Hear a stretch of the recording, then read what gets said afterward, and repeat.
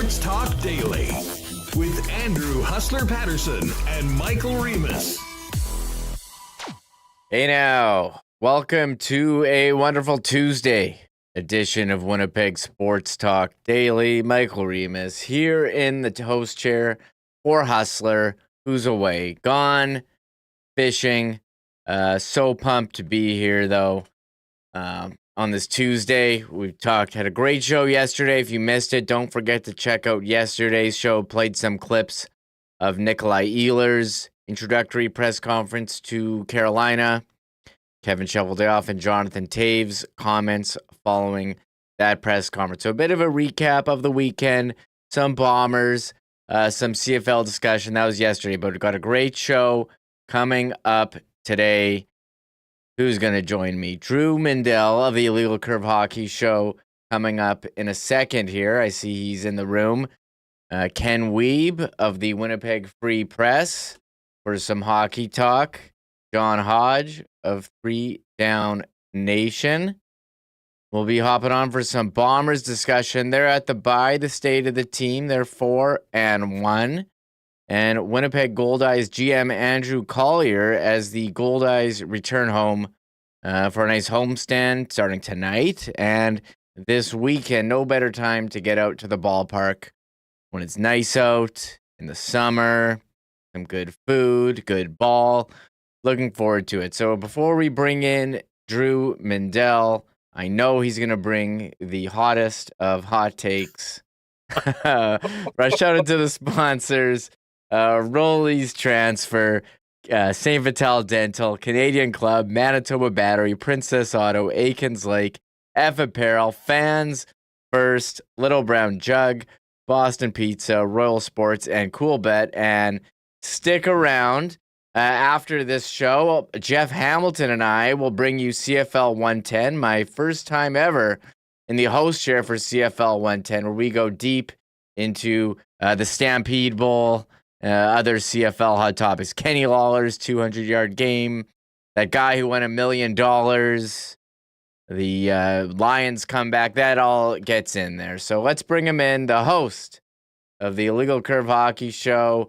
He's on X at IC Drew. Bringing him in, Drew Mindell. Drew, thank you so much for taking the time to join me today. How's it going over there? I'm actually on I'm on Triple X as well as IC Big Drew, but that's a separate issue entirely. Separate issue entirely. Well, Drew, appreciate you taking the time to come on here. We did have some NHL news today. The NHL and the NHLPA announcing the CBA has been ratified. We have labor peace. New changes coming into effect 26, 27. How happy are you we're not going to be experiencing another lockout, another work stoppage? I don't think it's a surprise. I don't fully understand why particularly thrilled about that, because I think that's just silliness, but that's okay. There's too much money being made by both sides right now. So it makes perfect sense that they would easily come to an agreement like they did. There's no hot button issues that required there to be any sort of labor stoppage. So they worked together. The owners are clearly making money hand over fist, because anytime there is a labor stoppage, or a work stoppage, it's because the owners don't feel they're making enough money. Well, they are. They're talking about expansion at a ridiculous amount of money per team, which goes directly to the other owners. So all is well sort of in the world of the NHL from both the ownership perspective and the player perspective. So yeah, good on them for getting a deal done. But at the same time, let's see them work together more cooperatively when things aren't going so well. And I'll wait for that to happen. Obviously not going to happen for a number of years now, because there is labor peace, so we can just sort of go about our business as usual in and around the NHL. Look, we've all lived through far too many work stoppages. We all remember them as being really annoying, as being relatively pointless billionaires fighting with millionaires, as the old expression goes. This time they decided to skip the theatrics and they just got a deal done nice and easy. So it'll be, all hunky-dory, at least for the rest of this decade. I'm actually surprised how easy this was, coming to agreement well in advance of the deadline and starting in 26-27, Drew, 84-game regular season, less exhibitions. What do you think? What do you think of the 2 more games that we're going to have to, I don't want to say suffer through? But, well, look, I mean, less exhibition is good. Nobody's going to argue with that. They could even go less exhibition. You can do 4 exhibition games. You don't need 6 exhibition games. You clearly don't need 8 exhibition games. So keep dropping that number down. I don't think anybody's going to object to it. But you could also just go, 6 exhibition games and not expand the regular season. But the owners love getting their, money from the attendance and from ticket sales. So if they can sell 2 more games to the, season ticket holders, they're not going to turn that down. And season ticket holders probably aren't going to, not renew because of an additional 2 games. Look, the NHL scheduling matrix, I think, needs to be improved. It needs to be, you have too many games on the schedule that are relatively meaningless, that they are just, there's no hype for them, there's no buzz for them, there's no excitement around them.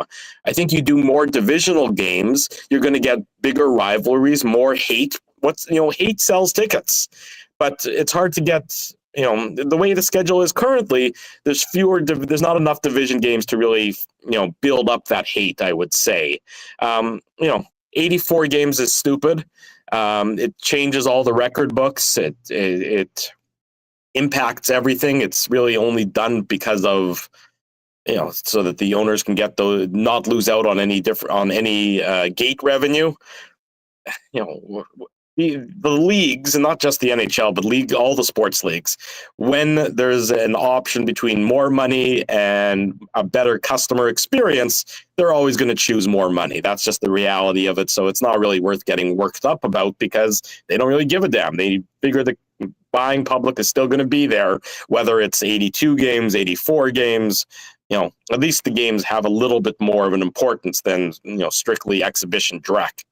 Yeah, you will have less exhibition games. And now, Drew, though, you get 4 games against each divisional opponent. And in a league that has such, importance on your division, what division you're in for the playoffs, 4, I kind of agree, seems less optimal.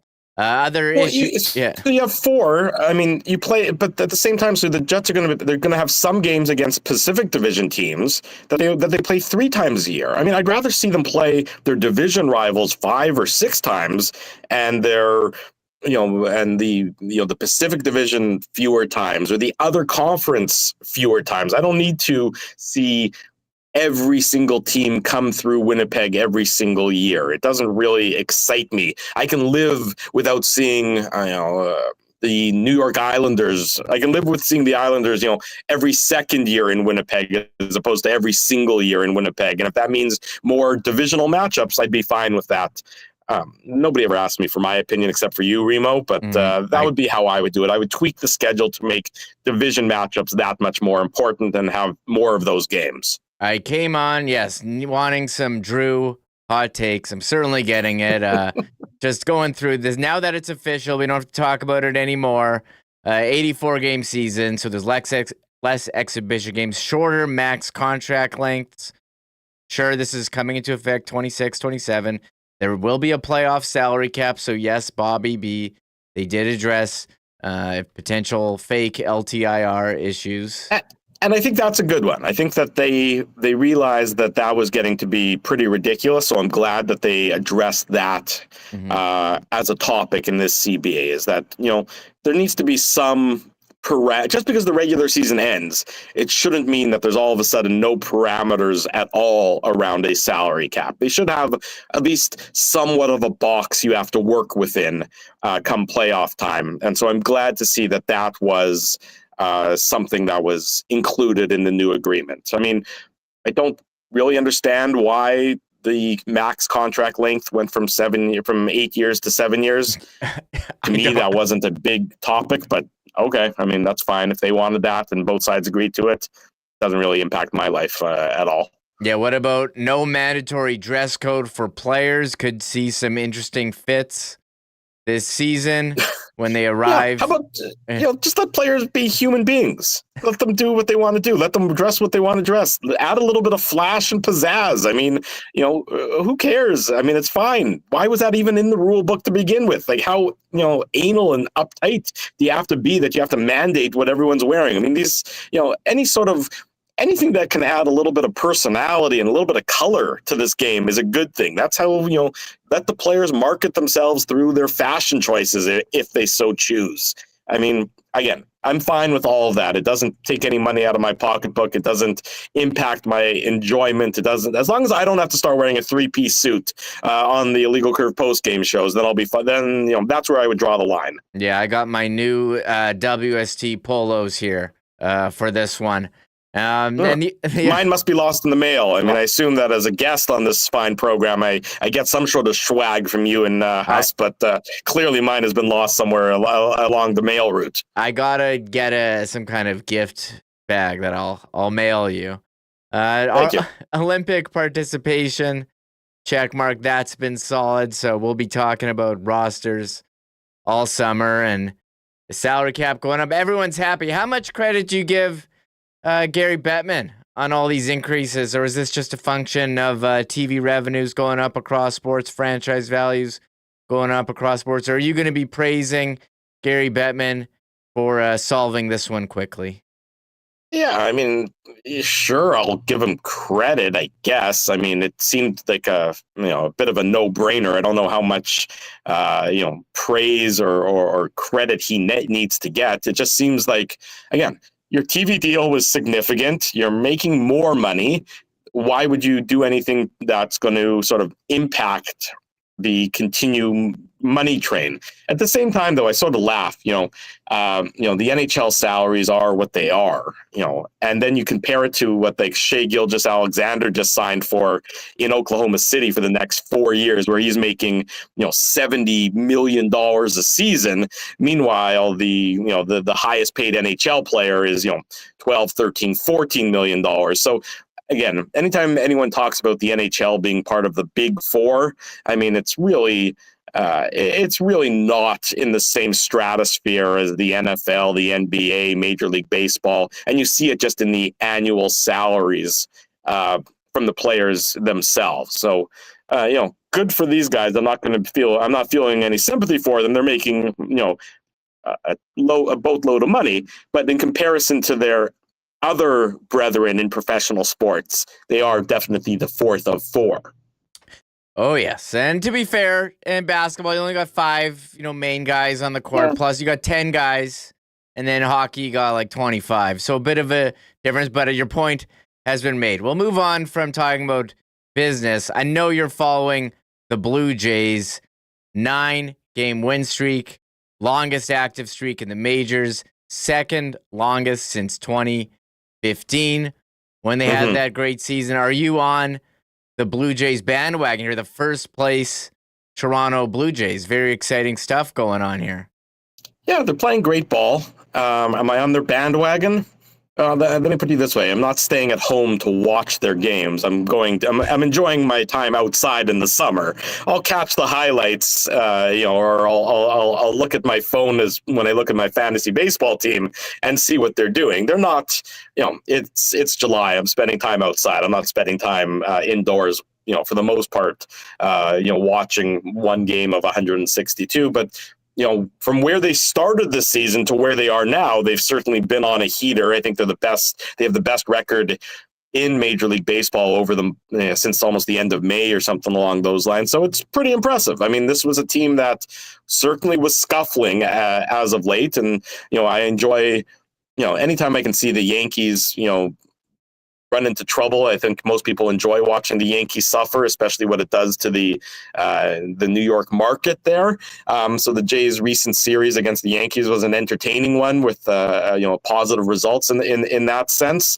But at the same time, let me know when it's September. Let me know when we're getting closer to the Fall Classic, and that's when I'll be, paying more attention. Right now, they're playing very good ball. It's exciting for baseball fans. It's exciting for Toronto sports fans. For Drew Mindell, I'm still, focused on the beautiful summer we're having. Yes, beautiful summer, beautiful time to get outside, right, and smell all the roses out there.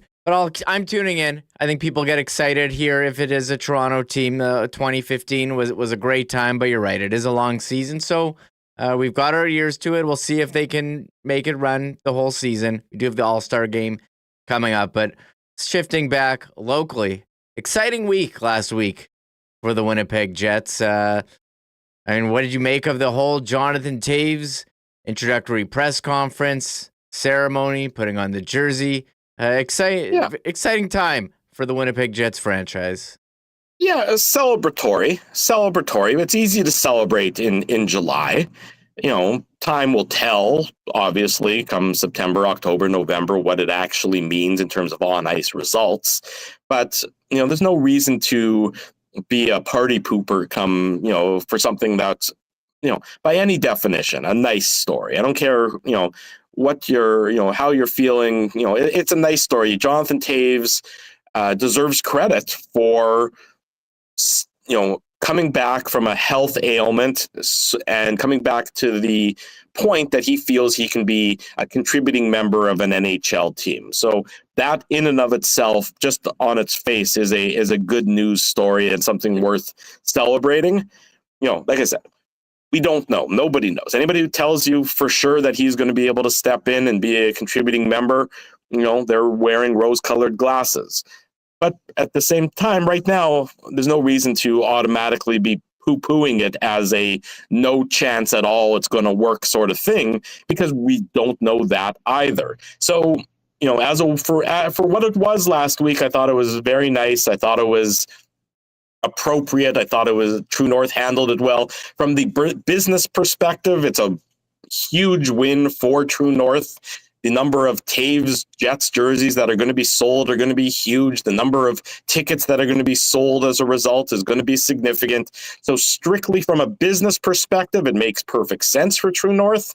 From the Winnipeg Jets on ice perspective, time will tell on that front. But for now, I'll be, I'm enjoying. I'm in a good mood, so there's no reason to try and rain on the parade at all at this juncture, at the very least. Yes, certainly a lot of unknowns. We'll wait and see, but I agree it is exciting for a number of reasons. But we'll wait till we'll hold reserve judgment until you see the on ice product. But while that was a good news story, was unfortunate to see Nikolai Ehlers leave in free agency last week. Do you think the Jets could have handled this differently that would result in a different outcome? I don't know how. I mean, I don't think it was a matter of money. I think it was a matter of you have a player, you have a human being. Forget about it. Humans aren't required to spend their entire lives in the same job with the same company. People move around. Hockey players, plumbers, electricians, everybody moves around to new opportunities when they are presented with that opportunity. I don't fault the Jets. I think they probably put their best foot forward, but at the same time, Nikolai Ehlers has earned the right to go to unrestricted free agency, and he's earned the right to choose his destination, and he's decided that he'd rather play for the Carolina Hurricanes organization. I don't think that means that the Jets did anything wrong per se. I don't think that means that the Jets organization deserves blame. I think Nikolai Ehlers, like so many of us, wants to explore what else is out there in the world. And so credit to him. He gave all he could to the Winnipeg Jets for his tenure here in Winnipeg. I don't think he owes the Jets anything. He doesn't owe the city of Winnipeg or the fan base anything. I'll be rooting for him. He went to a team that's unlikely, where his presence is unlikely to, significantly hurt the Winnipeg Jets on a game in, game out basis. If he had ended up in Colorado, if he had ended up in division, maybe it's a different story a little bit. Maybe that hurts a little bit more, but really, you're going to see the Carolina Hurricanes play the Jets a maximum of, twice in the regular season, and then only again if they meet in the Stanley Cup final. If that happens, then maybe there's a storyline there. There's something to discuss. But for now, kudos to Nikolai Ehlers for a great run here in Winnipeg. And now it's incumbent on the Winnipeg Jets to find a way, and it's clearly going to be by committee, to mitigate the impact of his departure from the organization. Yeah, I'm trying to think of if I had to make a power poll of Winnipeg Jets fan favorite players no longer with the team. That list, as the team celebrates their 15th anniversary this season, you have, I think, Byfuglien, Laine, Ehlers, Little, Perreault. There, that's the top 5 off the top of my head. We're going to be putting together this, they just did the Century roster, but you think of all-time Winnipeg Jets, that would be my list of fan favorites that have moved on.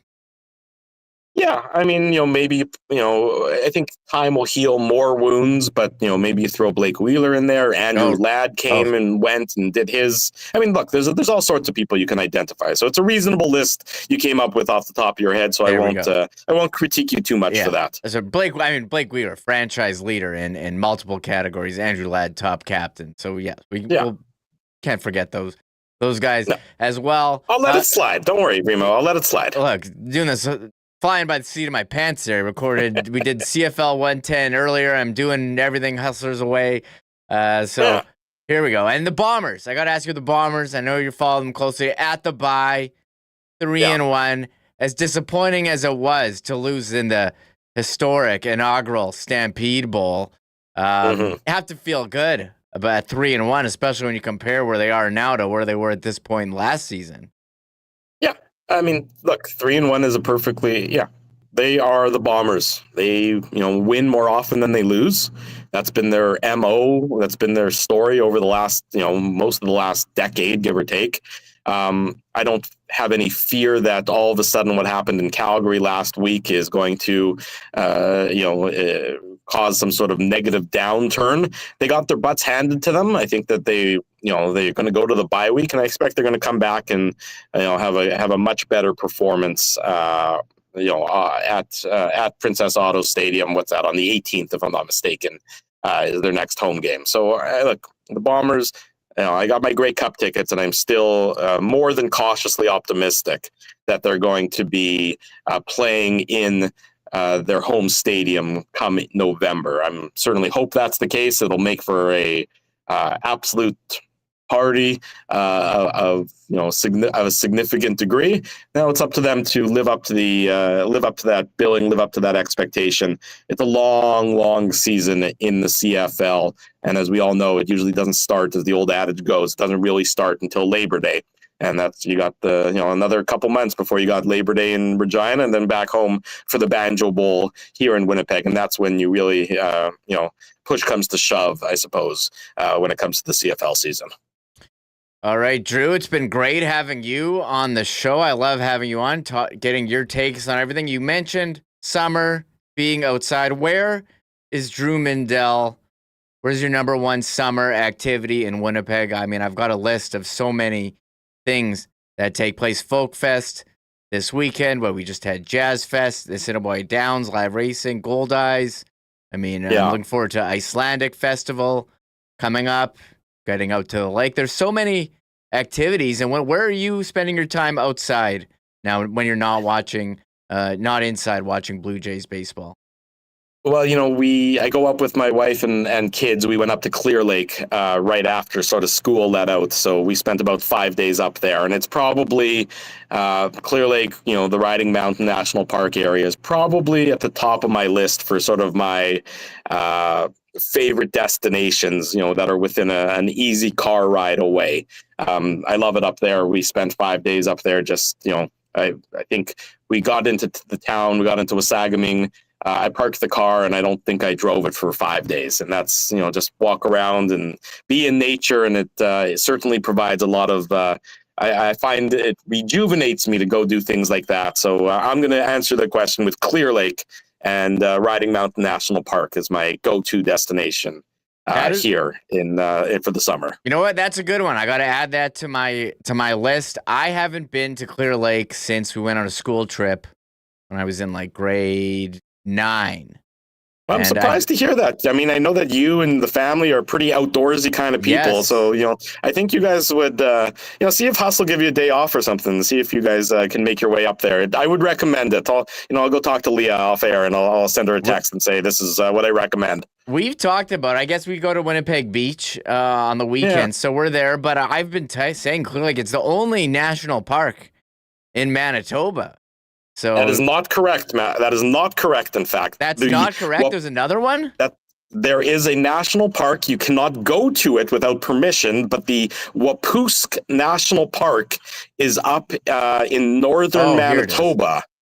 Okay. And that is the second national park that we have here in Manitoba. So you cannot actually visit it, but I hate to, correct you on air, but factually there are 2 national parks within our beautiful boundaries of the province of Manitoba. Okay, well, you can't go to it, but I'm saying the only one you can go to is Riding Mountain. Do you pride yourself in accuracy on Winnipeg Sports Talk, or do you pride yourself in half-truths? That's the question. I'm being accurate. If you want a half-truth, that's a separate issue altogether. Okay. Well, Drew, thank you for taking the time. Great talking with you. I look forward. What's the schedule like for a Legal Curve Hockey Show this summer? This Saturday is our season finale. So we will be on air this Saturday, 9 a.m. for a couple of hours. That is the season finale of the Saturday show. Of course, the website still goes strong all summer long, but we will take our summer hiatus and we'll be back on Banjo Bowl Saturday. So everyone should be sure to join us this Saturday, then get out and enjoy your Saturday mornings. And then we'll be back at the beginning of September for another year of Illegal Curve hockey coverage. Well, you guys are doing a great job. I know you had Hayden Fleury on over the weekend after his new 2-year contract. So check out them on YouTube and the website illegalcurve.com. Dave doing a ton of work keeping everyone up to date over there. Drew, thanks again. Great talking with you and look forward to this final summer edition of Illegal Curve Hockey Show. I'll see you in Wapusk, Remo. Yeah, we'll see you there. The place, the other national park in Manitoba, but there only is one that you can visit. That is the distinction, Riding Mountain. So I don't know if anyone else has good Winnipeg or Manitoba summer activities, but Drew said Riding Mountain. We're going to talk some CFL with a guy. He's got his Blue Jays hat on. John Hodge, 3 down nation. Bombers at the bye. Looking forward to that. I'll be back, John, but first, here's Huss. Let me thank our friends at Rolly's Transfer for their support of Winnipeg Sports Talk. Folks, if you have a move coming up, lean on the most trusted name in moving in Manitoba. For over 60 years, family-owned and operated here in the Peg is Rolly's Transfer. You can check out Rolly's.com for their website. You can request an estimate. Use the promo code WST for a special discount on moving services and moving supplies. And, of course, the friendly staff at Rolly's will turn it around quickly with the great quote and get you locked in for the white glove treatment and service that Rolly's has been famous for now into their 7th decade. For all of your moving needs, make it Rolly's. Check them out online and request an estimate today over at Rolly's.com. I know there's going to be lots of smiles down at Canada Life Centre Day when Jonathan Taves is introduced. Speaking of smiles, if it's been a minute since you've been into the dentist, why don't you pop down and see our pal Dr. Terry and his great staff at St. Vital Dental Center at 167 St. Anne's. Got a beautiful new facility, state-of-the-art equipment, very convenient location with even more convenient free parking right in the back of the building and a full-service array of dental services, everything from cleanings and checkups to things like dental implants. You can find out more on everything St. Vital Dental Center has, taking clients and patients from 6 months to 99 plus. Find out more and make a booking at stvitaldental.ca and tell Dr. Terry that the boys at Winnipeg Sports Talk sent you. Big summer weekend coming up. Heat warnings in effect. It's going to be steamy. You're going to want to stay hydrated, and that might mean a trip to your local Manitoba liquor marts. Of course, we just celebrated Canada Day. What's more Canadian than Canada's original Canadian Whiskey Canadian Club? And now for these summer weekends, make sure you grab a Canadian Club pack, which is a 12-pack with 4 CC Ginger Ale, 4 Citrus Smash, and 4 of the new half and halves, all with Canada's favorite Canadian whiskey. That is available now as well at your local Manitoba liquor marts. And hey, as we get out onto the water this weekend, many of you will be going out camping. You got to make sure you cover your bases when it comes to batteries. And nobody takes care of Winnipeggers and Manitobans when it comes to batteries like Donnie and the gang at Manitoba Battery, your local leader with the largest selection of batteries in town, all at the best prices. It is time to wake up. If you've been spending your money and time at the big box stores, what are you doing? Save up to $60 a battery for things like boat and camper batteries while shopping local at Manitoba Battery. You can see them in store, Logan Avenue, or their new location on Dovercourt Drive in the south end of the city. Give them a call or order online, and Manitoba Battery will deliver those batteries to you for free anywhere inside the city of Winnipeg. It's just that easy. Order online today. ManitobaBattery.com. There's he'll be back next week. Next week, he's fishing, catching that master angler, right? Isn't that the term that they use for the big fishing? I'm not a big fisher guy. I don't think I've ever actually cast a rod and reeled in a fish. I don't think I should be telling people that, but I just did. John, you big fish guy? John Hodge, 3 Down Nation. Thanks for coming on. You're a big master angler? No, I've gone fishing before. I've been part of successful like ice fishing expeditions, but I don't think it would be accurate for me to say that I've even caught a fish myself. I'm not an outdoorsy guy. I'm not a fisher. I do, however, like to eat the fish sometimes that other people catch. There you go. Well, that's a dream of mine, to cast a rod and reel one in one day. I guess you have to try fishing before you can catch one. But John, with 3 Down Nation covering the lovely Canadian game, John, the Bombers are at the bye week. What's with this schedule here? You know, it's week 6. You've had 2 byes already. Who's responsible? Who do we need to get mad at for this schedule here? Well, the CFL schedule always has bizarre quirks. One interesting one is that this team doesn't have its 3rd bye week until week 18, which means that they're going to come back from their bye and they're going to play 11 straight weeks, which I guess has its positives and negatives. To Mike O'Shea's credit, whenever he's asked about the schedule, he just kind of smiles and says, yeah, whatever it is, I'm good with that. We'll do it. So evidently he doesn't seem to consider the schedule any type of advantage or disadvantage, or if he does, he certainly doesn't voice those concerns publicly. For me, I mean, the problem is that this is just a 9-team league, right? If you have an odd number of teams and you can only play 1 game a week, right?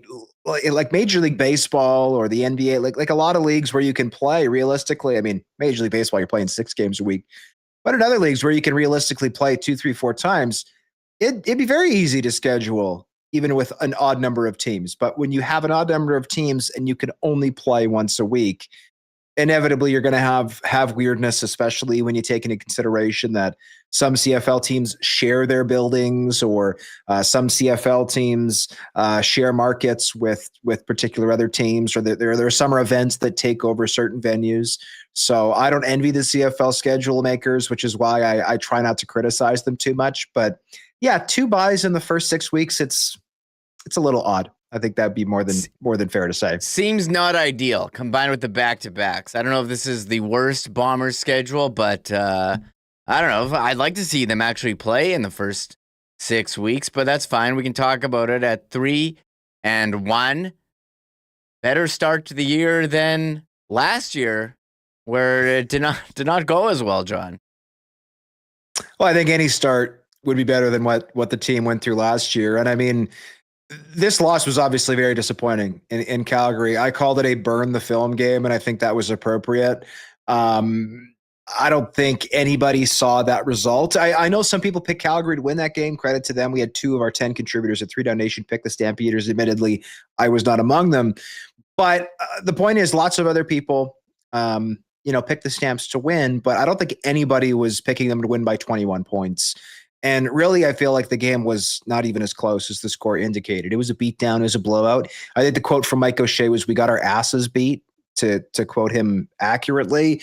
And I think that is a good assessment, right? This was a very poor performance defensively. I think probably the worst defensive performance we've seen from the Blue Bombers since Jordan Younger became their defensive coordinator ahead of the 2024 season. And then Zach Collaros, I mean, you can't throw 2 pick sixes. Even 1 pick six can be a backbreaker too in a game. Like you're not winning that. And then special teams wise, Trey Vavel had the mistake bringing the ball out of the end zone. Like it was a 3-phase loss, and it's been a long time. Like the Bombers have lost games. I went in my post-game column and I looked at some of the one-sided losses the Bombers had suffered. They lost by 20 points, for example, in 2019 to the Hamilton Tiger Cats. Yet they obviously came back and beat the Tabbies in the Grey Cup 8 weeks later. Like they've had losses, but this was a bad one. And I think that certainly has put a damper on this club's start. I mean, this was the number 1 team in our power rankings at 3 Down Nation heading into week 5. I think a lot of outlets had them at number 1. Nobody has them at number 1 right now, rightfully so, after a bad loss. Should we be pressing the panic button in Bomberland? No, I don't think anybody should be pressing the panic button. It was 1 loss. I think every CFL team is entitled to a burn the film game. The really important thing is you don't repeat, right, those same mistakes. You don't have another burn the film game. You get 1, you don't get 2. They've used up their 1. We'll see if the Bombers need another one over the course of the season. Yeah, Mike O'Shea was almost laughing after the game, like saying, "We got our asses kicked." What more can you say after that? And Zach Collaros signed the contract before the season, getting up there in age just through the 2 pick sixes, giving the broadcast crew flashbacks to the Grey Cup, where he threw a number of interceptions. He did have the finger issue. Any concerns about Zach after that one, or are you still of the opinion, hey, this is just one game, we're moving on here? I mean, week 3, he was okay in BC. I think there was a little bit of rust there after he missed week 1 or week 2 due to suspension. Week 1 was the bye. So there was quite a long gap between preseason and week 3 for him. Week 4 against Edmonton, he was lights out. Exceptional, right? 3 touchdowns, a couple of really nice deep shots, 1 to Carrick Wheatfall up the sideline, 1 to Nick Dembski down the seam.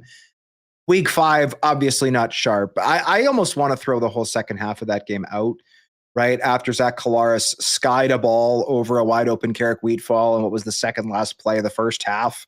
Like, to me, that game was done. I know this is the CFL, no lead is safe. It was 29-6 at that point. Winnipeg, theoretically can come back in the second half. But I thought as soon as Zach skied that ball and Sergio Castillo had to go in for what might have been the saddest field goal in CFL history. It's not a knock on Serge. I'm just saying the circumstances of missing an easy touchdown and then having to trot out the field goal team.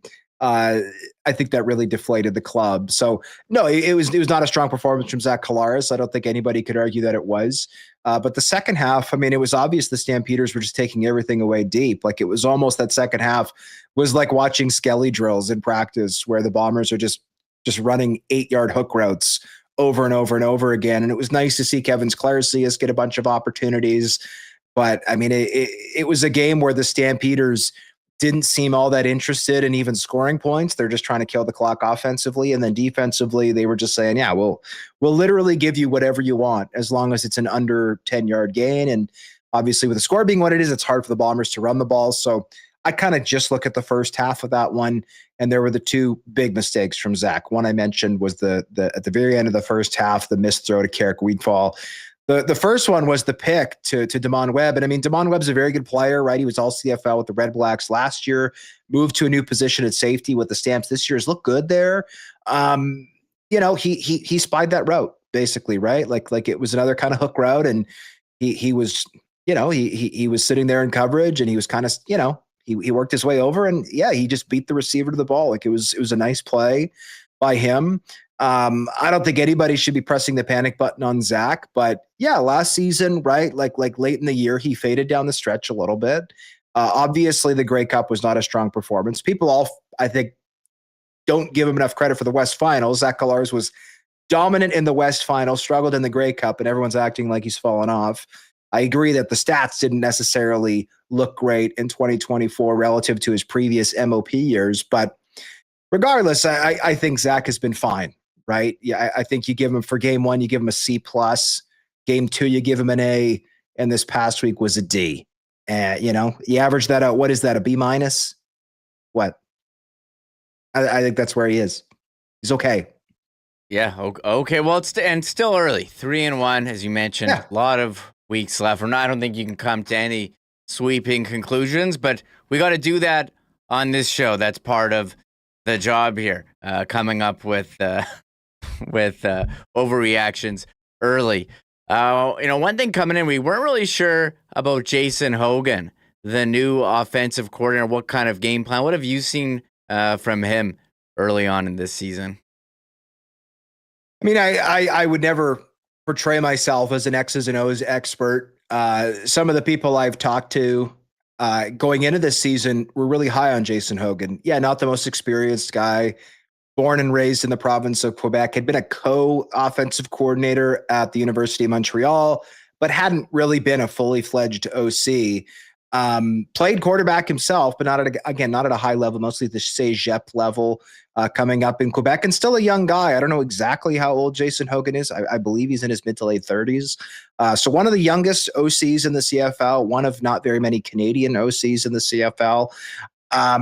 Which I think is, those are great stories, great opportunities for homegrown players to get an opportunity to coach in the Canadian League.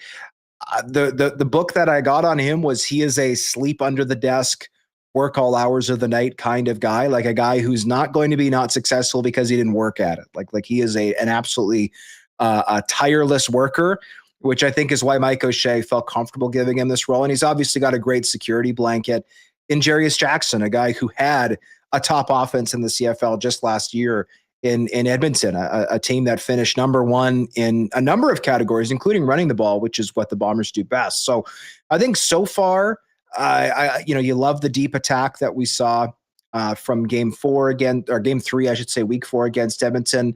I think Jason Hogan had a sensational game plan for game 1, week 2, when Chris Streveler led this team to a big win over the BC Lions. But I don't think the game plan obviously was terribly sharp against Calgary. Calgary's defense has given a lot of people problems this year. They are ranked relatively highly. They have a new coordinator in Bob Slowick, a guy who is 70 years old. He's been a defensive coordinator in the NFL before, only one season of CFL DC experience. That came with the Montreal Alouettes in 2019, and they've been shuffling in personnel left, right, and center as they've been dealing with injuries. So I do think that part of the situation with trying to figure out the Calgary Stampeders right now might be as simple as teams are still watching the film going, okay, what does a Slowick system look like? What is it that this personnel does well? Because they changed over essentially the entire defense from last year. Yes, there are some vets who are time-tested CFL guys, but they also have some guys playing who are brand new to the league.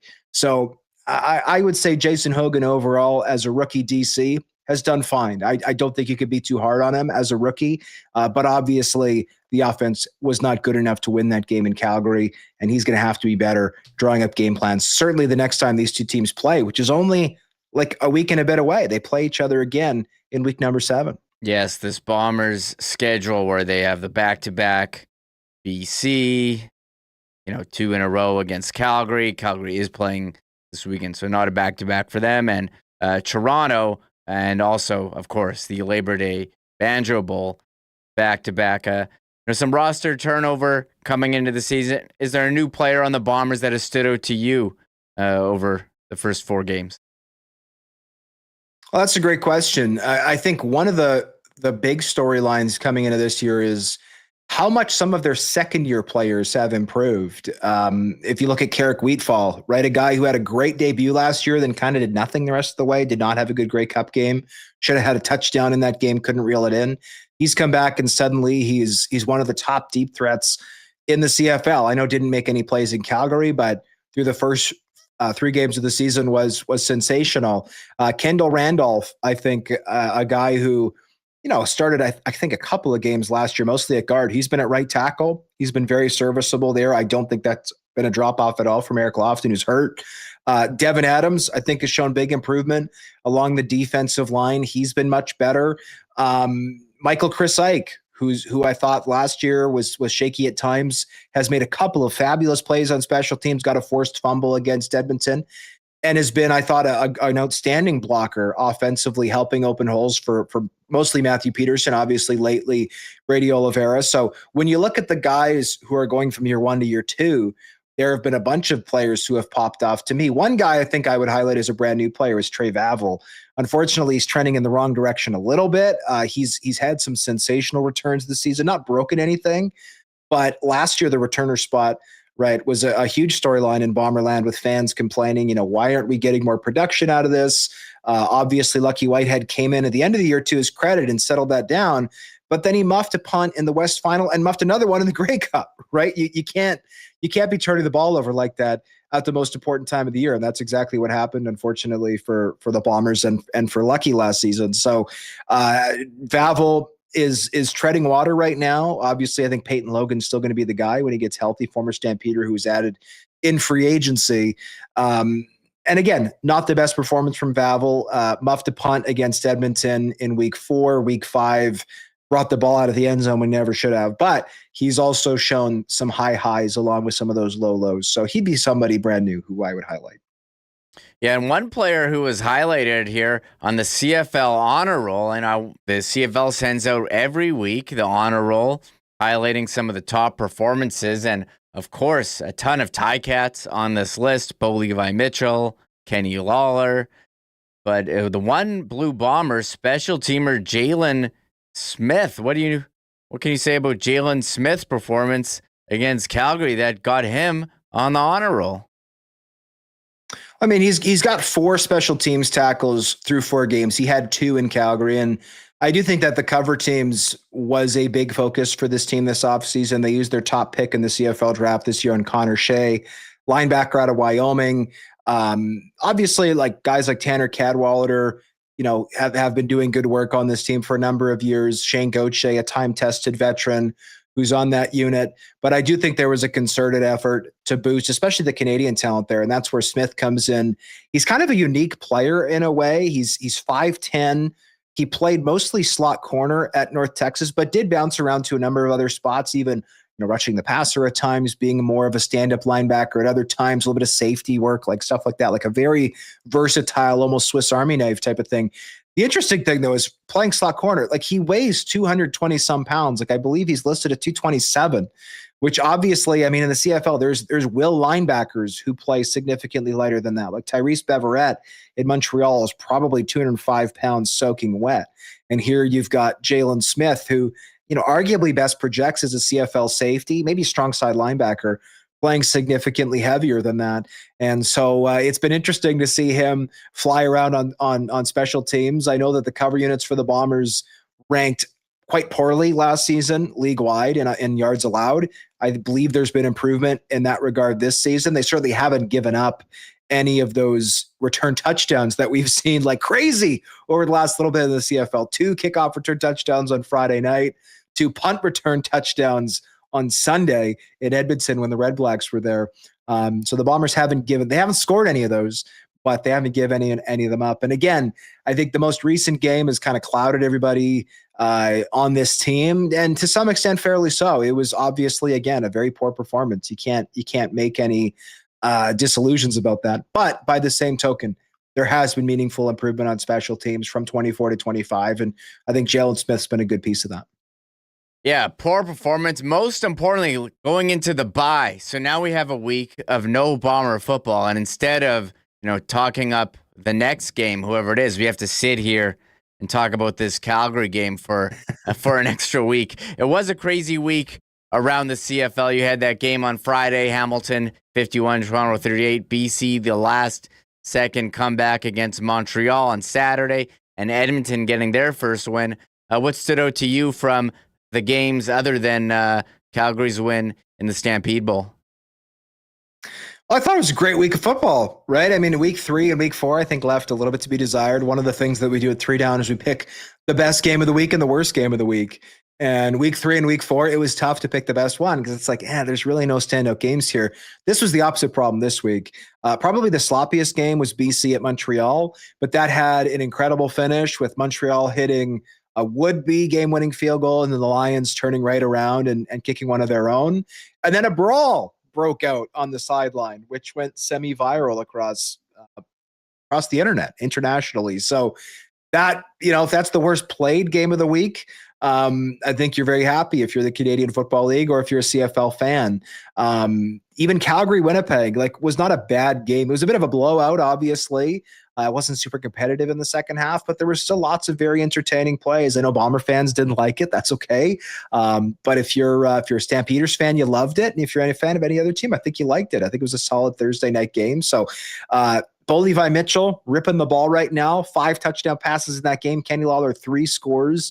Bo Levi Mitchell, 9 touchdowns to 1 pick so far this season. You'd have to think right now he's the early MOP frontrunner, early MOP frontrunner, but still, I think it's something worth tracking. And then you got to give credit to the Edmonton Elks. I thought they showed a lot of improvement week 4 when they came into Winnipeg. Yeah, they lost that game, but I thought they showed, again, signs of getting better after 2 rough outings to start the year. And sure enough, even with Drew Brown back in the lineup for the Ottawa Redblacks, the Elks got it done. They got their first punt return touchdown in 10 years from Javon Leake, who made a heck of a play. And Justin Rankin started to look like he did in 2024. So lots of positives around the CFL. And also say this, if you're the CFL, right, I think a couple weeks ago, you're on, oh my God, is it going to happen that Montreal and Winnipeg just run away with everything? I think everybody outside of the province of Manitoba is very sick of the Bombers winning everything. And then the Alouettes looked like $1 million after 3 weeks, and the rest of the East was struggling terribly.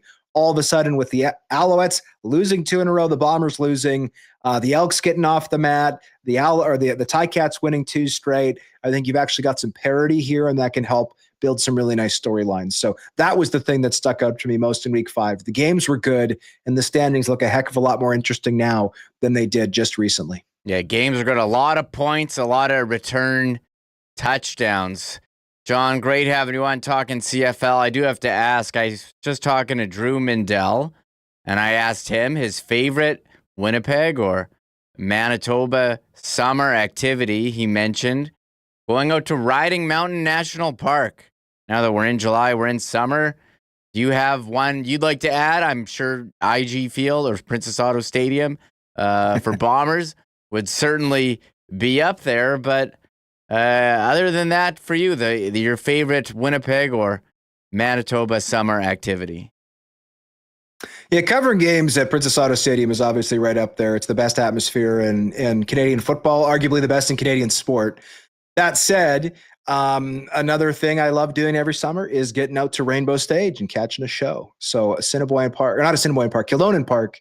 I love getting the opportunity to do that. I've been doing that with my family for just about as long as I've been alive. So we're looking forward to it's Frozen that's happening, which I will say my 9-year-old niece is unbelievably excited about. So yeah, that would be a highlight for me is checking out Rainbow Stage. There you go. Everyone's got their own.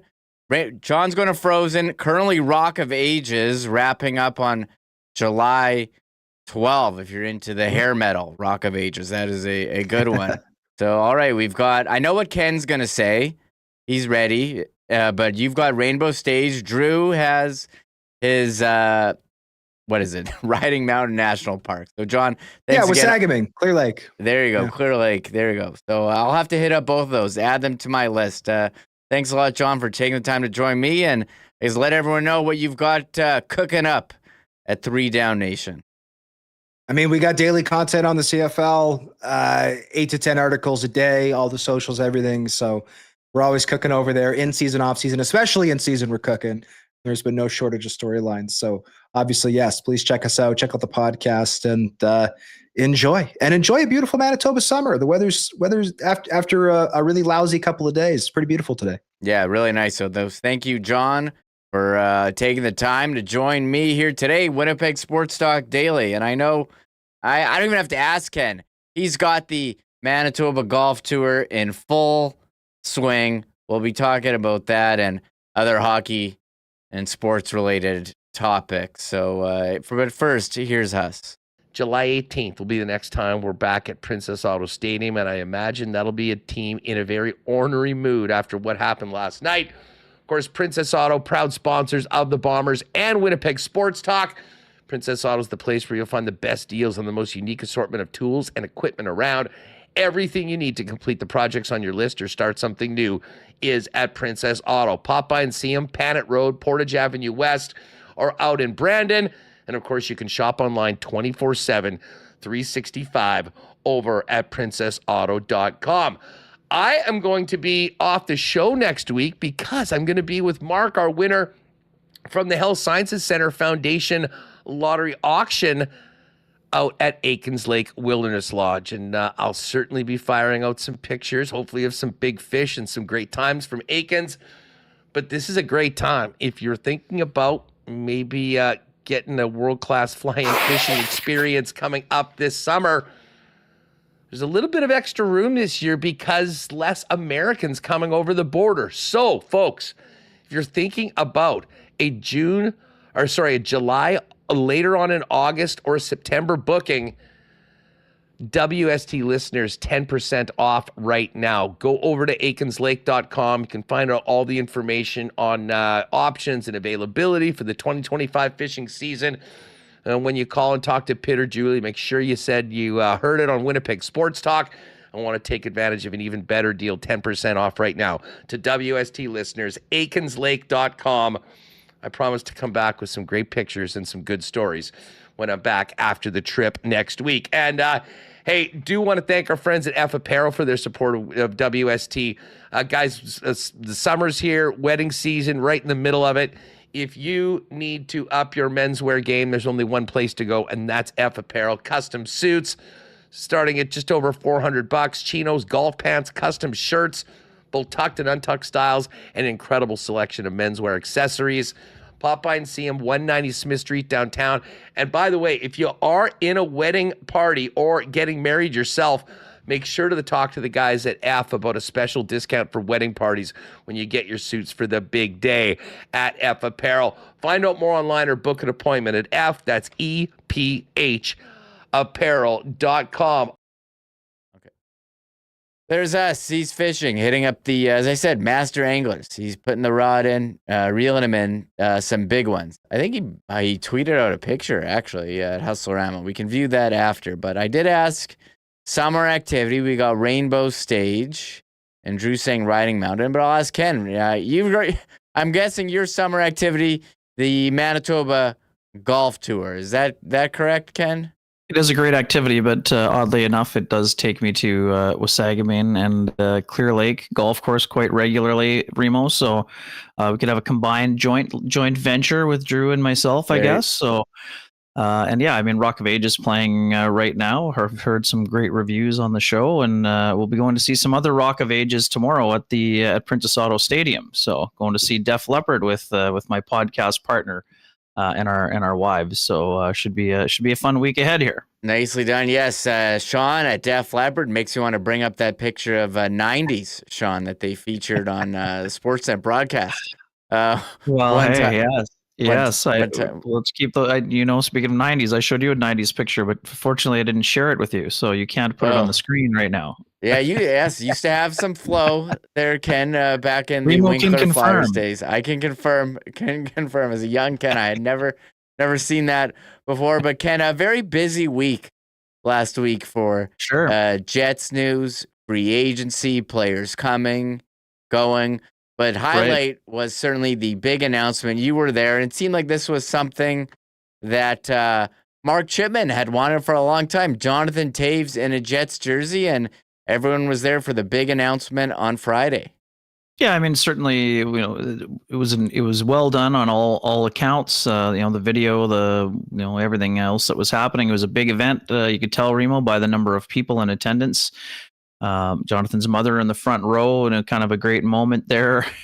Not many days you're going to be saying hi to your mother in the front row of the press conference welcoming you home, but yeah, I mean, nice little touch, and great that Kevin Cheveldayoff shared the story, and I was able to talk with Mark Chipman a little bit more after the press conference was over about the nuts and bolts of that conversation and kind of what morphed from a bit of a pipe dream, to be honest. I mean, this was Jonathan Toews kind of in his peak between 2010 and 15 with the Blackhawks, and all signs are pointing to him being the Steve Yzerman type of player, one franchise for your whole career, almost 2 decades, all of those things. And, over time, things kind of unfold the way they do. The Blackhawks are rebuilding. Jonathan's run into some health issues, and, the Hawks make the decision that they're going into, scorched earth rebuild and basically tell Jonathan Toews and Patrick Kane, thanks for your service, but, we don't really have a spot for you right now. And, I mean, again, Jonathan had some health issues he had to work his way through during that time. So, smart of him to walk away from the game when he did to get himself healthy. And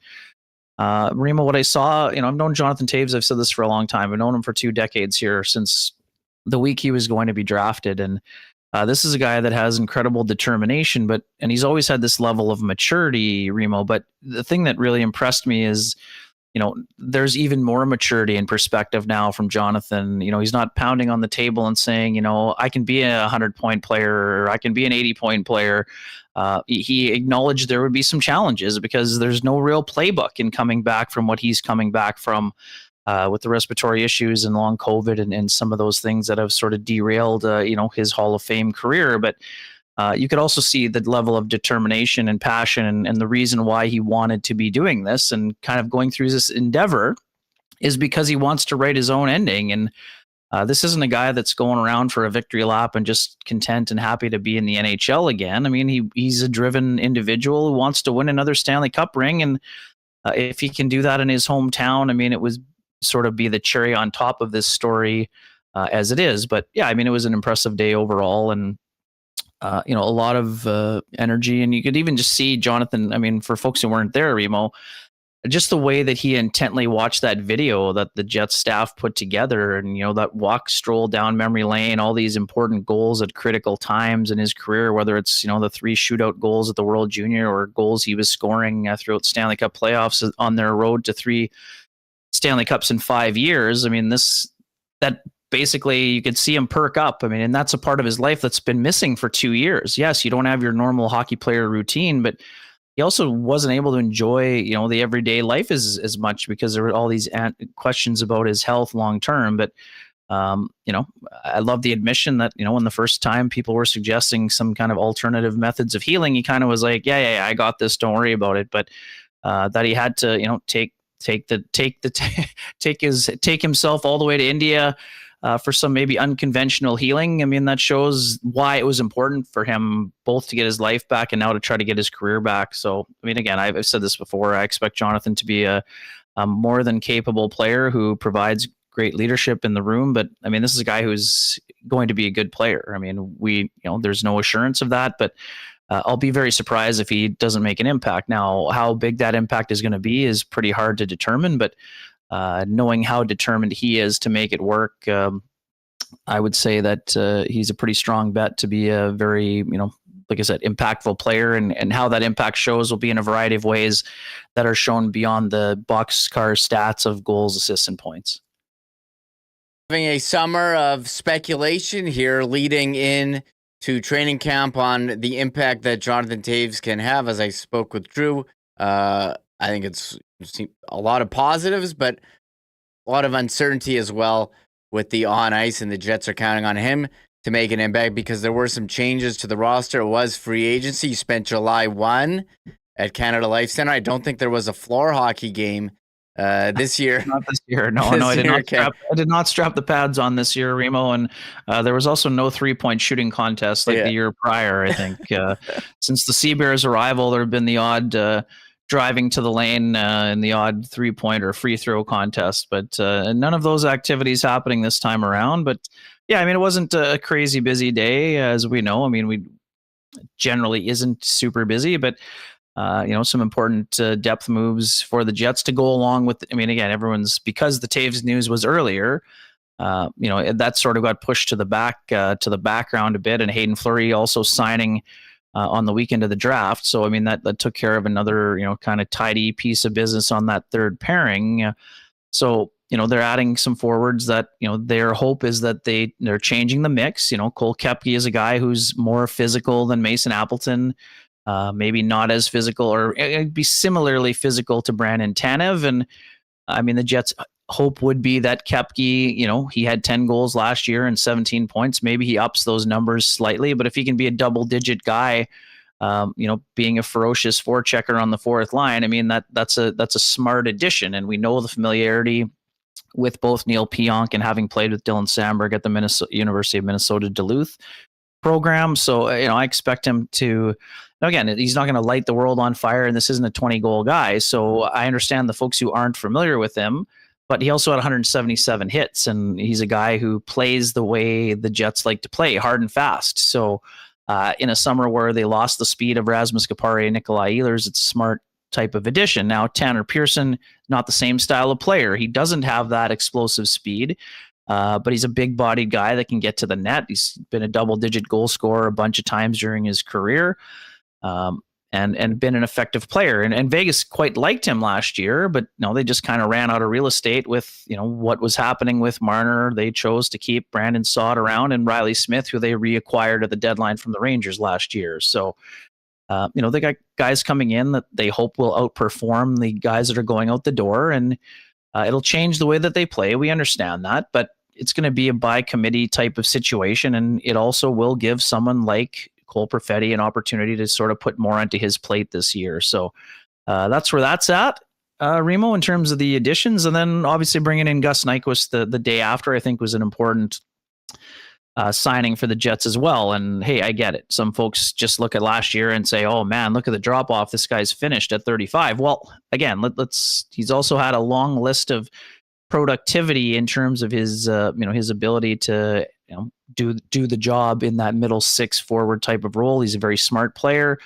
He can skate well also, and he has plenty of experience. So we'll see where the pieces fit. It's obviously going to have a little bit of a different look to it.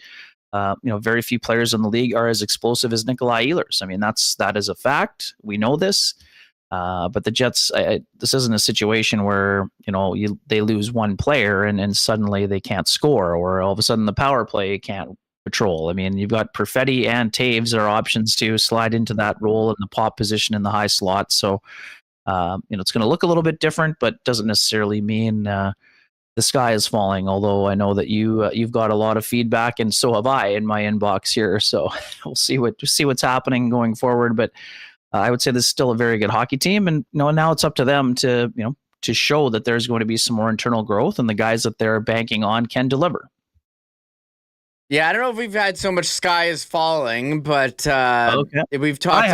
I have in my inbox, Remo. I don't think I was just talking about Ehlers' press conference or his conference call over the weekend, playing the clips, and people didn't want to hear those. They were ready to move on.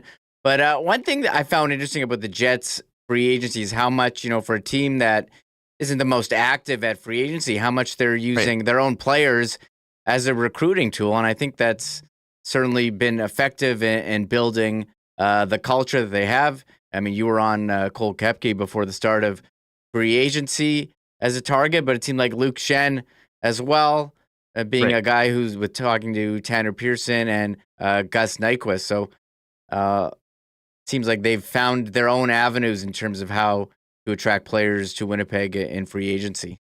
For sure. And I mean, it's always been part of it. And I think again, we know there's different circumstances, but in the 1.0 era, one of the reasons why they had some continuity and people were, like Scott O'Neill and Dale Hawerchuk were living in Manitoba and able to sort of spread the word. And yeah, I mean, when you're trying to change a narrative that, nobody wants to go to Winnipeg, you need your players to be active in that, and you need to become a winning franchise. And obviously we know the Jets were 4th overall the year prior and won the President's Trophy last year, so that they've gotten the regular season winning portion taken care of. And, by going from 2 playoff wins in 2 years to 6 in 1, they're sort of showing that there is some progression or steady progression being done, but they're not putting up the banner for 6 playoff wins, Remo. I mean, the goal for this core group is to push through and and, go on a magic carpet ride, deep playoff run. And, part of the reason you can do that is by encouraging people you're familiar with, your buddies,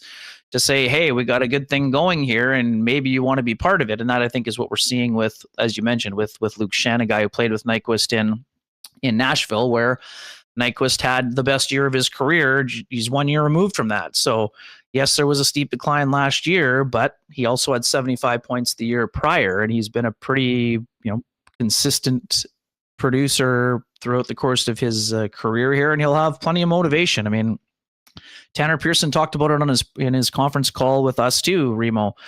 This is a guy who had to go to Vegas on a PTO last season. Not only did he make the team, he became an effective player that had 12 goals, and was an effective guy in a variety of roles. And, he can play on the penalty kill. He can play on the power play. He can give you some 5-on-5 minutes in the middle six. He's smart enough to play with skilled players if you need him to jump up in case of injury. So now it's just a matter of, they've got a bunch of these guys on 1-year deals. And then Kevin Cheveldayoff also sort of put up a caution flag for the folks screaming from the rooftops. So what about Brad Lambert? And what I just mentioned, Remo, with Kapari and Ehlers moving out the door, the Jets' fastest forward prospect remains Brad Lambert. So if you're Brad Lambert, you know that you have to have a great summer of training and, put yourself in the best position you can to, either take a job from someone or show you belong in that middle six. We know the composition is going to be a little bit different. So it'll be interesting to see if the Jets are just going to try to create a new identity line and then just have either Vladislav Namestnikov or Morgan Barron play in that role until Adam Lowry is ready, or if they're going to change the composition a little bit. And maybe you try Brad Lambert on the wing to start the year, and whether that's on the second or the third line or whatever number you want to use for it, that'll be left to be determined. But I think we're going to see, not as much of a disparity in minutes. They're going to see a little bit less, maybe leaning, maybe they'll also still lean on the Scheifele line, obviously, but doesn't necessarily mean those guys are going to be 23-minute a game players, because you're getting Jonathan Toews up to speed. And right now, you don't know if he's going to be a 15-minute guy or an 18-minute guy out of the gate. And he's probably going to need some time to be leveling up. And, the important thing for Jonathan is to get through the season and then to play his best hockey in, April, May, and June. I mean, that would be what Scott O'Neill's objective is. And that'll be working with their strength and conditioning guys. But nobody knows his body better than Jonathan. So he's going to have to be, communicating all of those things to training staff and coaching staff in order to sort of find the optimal place for him in terms of, the number of minutes he can handle and whether there needs to be load management. We know Charles Barkley was just on and saying, the beauty of the NHL is there's no load management. Well, I mean, this is a little bit of a different situation. It's a unique situation in that, given the age of the player and what he's gone through, you don't know right now if it's going to be 82 or whatever that number ends up being. So that'll be something that we watch. And I'm also curious too, Remo. I mean, once Morgan Barron gets his new deal done, he has filed for arbitration along with Gabe Vilardi and Dylan Sandberg, but all three of those guys want to be long-term Jets. So this is just a procedural type of thing. And we'll see if those hearings end up happening, or if there will be deals either short-term or long-term, before those dates are unveiled in the next couple of days here. But I think, is Barron going to be riding shotgun with Lowry, or is he going to be playing center? I mean, that's one of the other things we're going to be curious to see how that unfolds, because I think that Morgan Barron, was a very effective third-line player with Adam Lowry before Nino Niederreiter's arrival, and he played his best hockey down the stretch last year. So,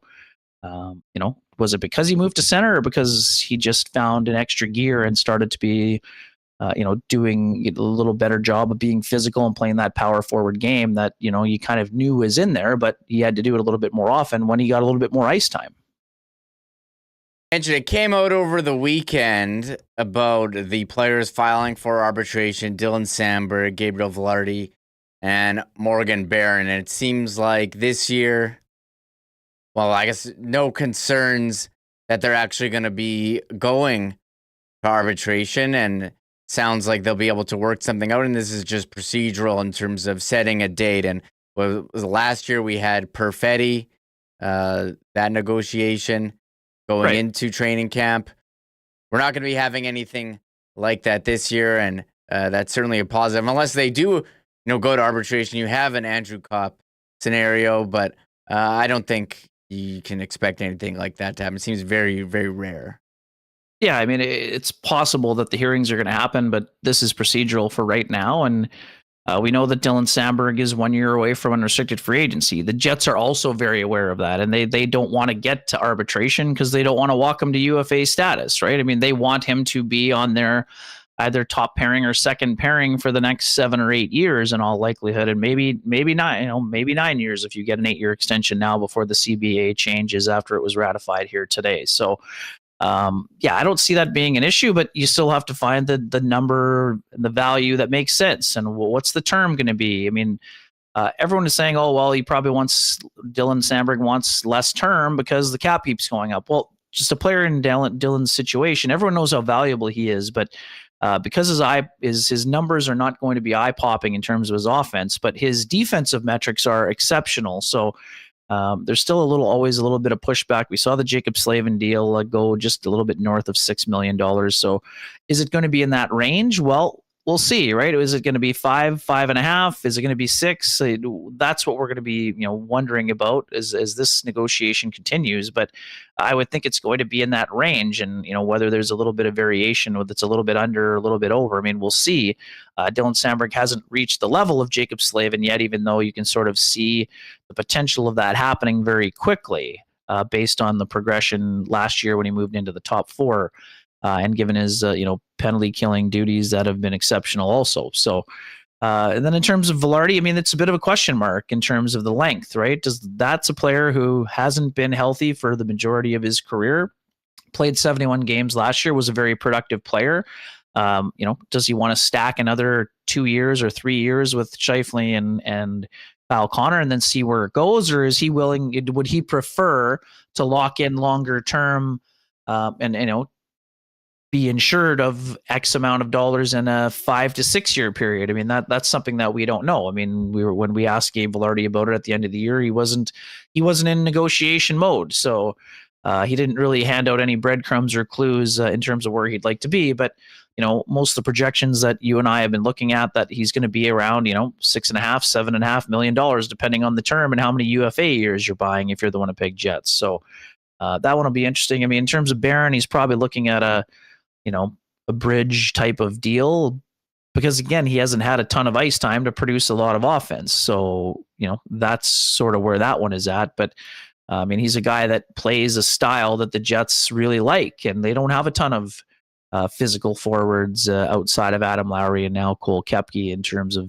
finishing on the forecheck. They've got a lot of guys that play hard and are fast and get there and make it disruptive. But he's a guy that can really be a physical force, and we saw that during parts of the playoffs and down the stretch. So yeah, I mean, those are 3 things we'll be watching. And I know you asked me about Ehlers, and he said basically what we'd been talking about for the last 3 months, that he loves Winnipeg, and he's it was emotional for him to be leaving, but he also, the thing that he kind of revealed that maybe we didn't talk about as much, that going to another place after a decade in a place where he loved, he wanted to challenge himself and push himself to see if maybe there's a little bit more when you try to insert yourself into a different style. I mean, his explosive style should fit well with Carolina. I mean, he's not a dump and chase player, but he's a guy that can help them dump and chase a little bit less because of his one-man zone entry abilities and capabilities. And he can give them a dynamic finishing element that has sometimes been lacking for them in the playoffs. So, I've said this for a while. It's no guarantee that he plays with Aho and Seth Jarvis, but if you're Rod Brindamore, that's certainly one of the options you're considering. And, if you're in a situation like Nikolai Ehlers, it's easy to see why that would be appealing. And that's got nothing to do with players here. If, he didn't want to play with someone, or however the interpretations are happening on social media, Remo, I mean, that's just not the case. I mean, this is a guy who just was ready for a change. And the thing that I mentioned last week when I was on with Huss, and it's something that we've been hearing more and more. I mean, for a guy whose body has at times broken down over the rigors of the regular season, going to the East is a smart move if you're getting ready to play into your 30s. And the other part of that, and taking a 6-year deal instead of 7 on the market, in the open market, there's that opportunity that maybe he finishes his career in Denmark. We know how much he loves playing for his country. He's loved to see the growth of the sport, and for him to, spend a little bit of time there, a la Jaromir Jagr, what he's doing. We know the circumstances are different. He's not trying to save the franchise that he has an ownership stake in, but I think that there would be some appeal for him to do that at the end of his career. But again, he's also not going into retirement mode at 29 after signing this deal. He wants to show that there's another level that he didn't quite reach here in Winnipeg. And again, like I said earlier about Jonathan Toews, now for Ehlers, it's up to him now to show that that is the case, that he can be a 30-goal player and a 75, 85 point guy, depending on scenarios and ice times and everything else. But I mean, the other thing that we know, ice time has been a talking point here. The Carolina Hurricanes are a 4-line team. They don't play their top guys 23, 24 minutes either. So you're not going to see Ehlers go from 16 minutes a game to 20, 22 or 23 and just say automatically, aha, that's good for 15 points. I mean, we'll see how it goes, but I think it's a good fit for him. Winnipeg was a good fit for him. Carolina is the team that we had said from the very beginning was the front runner in this race, Remo, and it's not surprising that he got the deal done there. And if it was just about money, as some people speculated, he could have got probably $9 million or north of that if he had gone to one of the teams that's closer to the bottom of the standings that was probably interested. But he earned the right to choose. He chose, and I think what we saw from listening to Kevin Cheveldayoff and Scott Arniel, there was genuine emotion in the conversations, and he said it in his message to the fans too. It's the most emotional and toughest decision he's made in his life, and now we're going to see how it goes. But I expect him to play very well with Carolina. Hitting all the topics, even get to ask the question there about Ehlers. You just bounced right to it. I just wanted to touch on the three RFAs. Velarde, sorry, were your hand up there? No, just saying hello to your next guest. That's all. Oh, he's popped in there. Okay, I can't see that.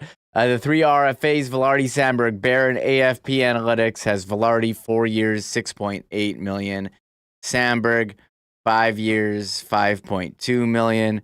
And Barron 2 years, 1.5. So looking around there, and I think it will be interesting as we see contracts come up, the next couple of years with the cap going up, who's going to take the lump, the big contract, and will any players take a shorter deal? Was speculated with Mitch Marner, and then try to cash in later with the cap going up. But I think if you're a guy like Sandberg, who's blocking shots all the time, or Velarde, who's battled injury, you're going to want to take the big contract now. And Mitch Marner said, hey, I don't want to deal with this in the future. I just wanted to get it done now, 8 years, then we'll figure it out later. So, those were the numbers that are kind of being projected around, and we'll see what they come in at. Sure, Remo. And the thing with that is that, fans and, media, we love to speculate about how much fun it is to be a free agent, but you're also dealing with so many different scenarios where, sometimes there's families involved. Sometimes you're uprooting your entire life. For Nikolai Ehlers, all he's known is the Jets organization. So of course you're going to want to know where you fit in terms of role, but, you want to talk to players who have played there. Where do you live? What's close? Do you want to be closer to the practice rink? You want to be downtown? I mean, it sounds like a lot of fun, but all of a sudden look at how long Ehlers took to make the decision. I mean, this wasn't something that was easy for him. He had lots of options, multiple options, and now all of a sudden you're trying to, project 5 or 6 years down the road. Like, who has the best chance today may not be the team that has the best chance in 5 years from now. I mean, there's so much uncertainty. But Remo, what you were talking about with the cap, I mean, the cap is going up, but most players and most agents would always advise to take term and bank the most amount of money when you can. And does that mean sometimes you leave money on the table? Certainly, but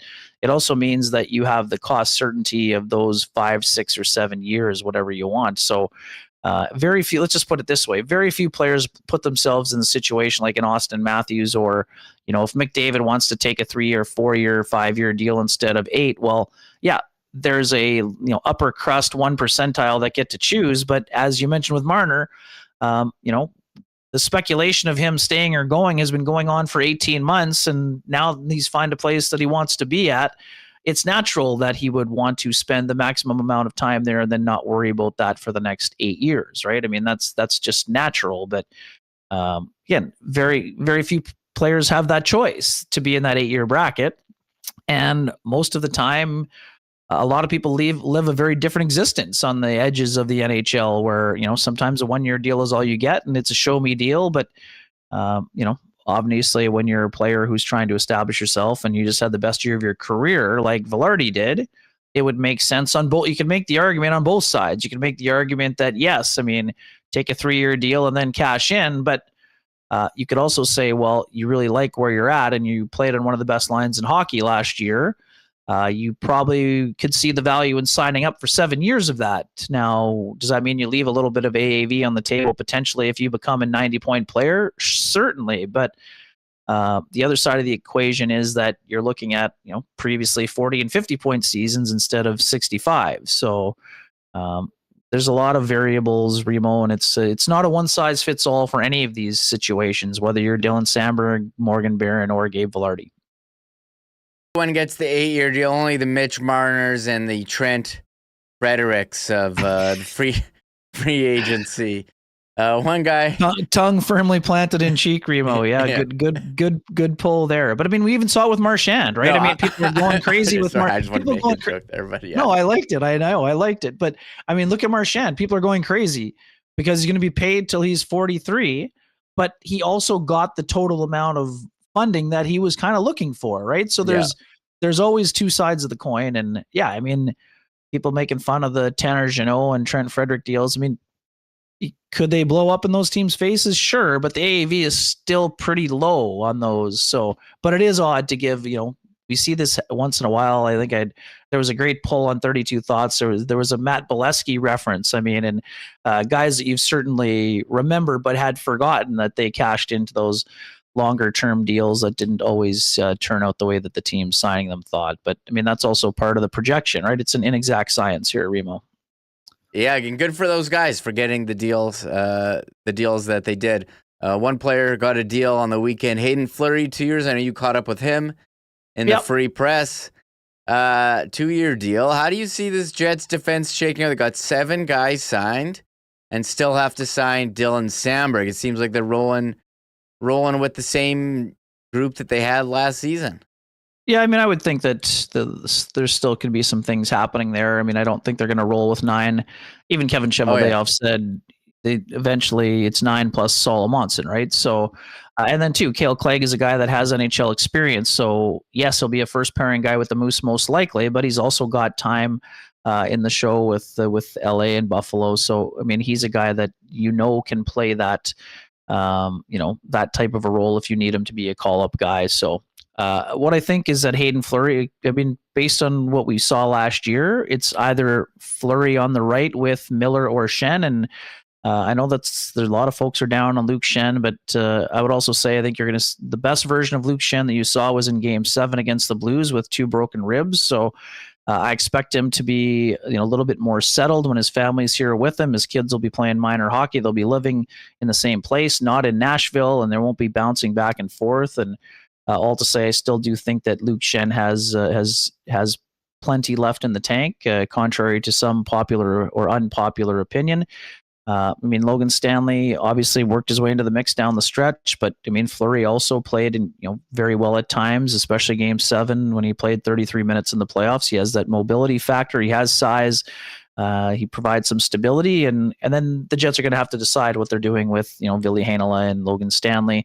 Elias Solomonson remains their top prospect, but he's not going to be on the top pairing. Can he force his way into the third pairing? That's possible, but it's also possible that he could use a few more first pairing minutes in the minors with the Moose. He played 53 games last year, so that's a steady number, but it's nowhere near the 74 or 76 that they're playing these days. So, I think he can force his way into the equation at some point. Whether he does it on, by the time cuts are being made and the opener is around the corner, that's up to him. But I think that he's probably going to need a little bit more seasoning, much like I mentioned with Nikita Chibrikov on last week's episode here.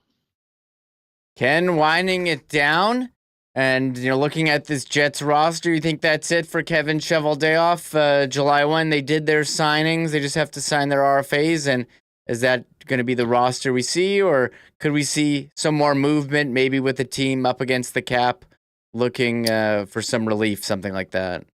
Yeah, I mean, obviously you need to have the certainty. We talked earlier; it's probably in that $14 to $16 million range with the 3 RFAs. So it looks like there's this big number of money available to them, and then after that, there's what 4 to 4.5 to 5.5 million available after that. So yeah, there's room for them to either accrue cap space for a big ticket acquisition at the deadline, or if there's something that pops up. I mean, with only the Pittsburgh Penguins in full out rebuild mode, there aren't a ton of sellers right now. That doesn't mean there won't be sellers a month in, 2 months in, 3 months in. So I do think that the Jets are in a steady place, but if you're Kevin Cheveldayoff, you're still making calls to teams, and I just think it's going to take a while before more people become available. Obviously, there's been some talk about Brian Rust. I mean, does that name make sense? Sure.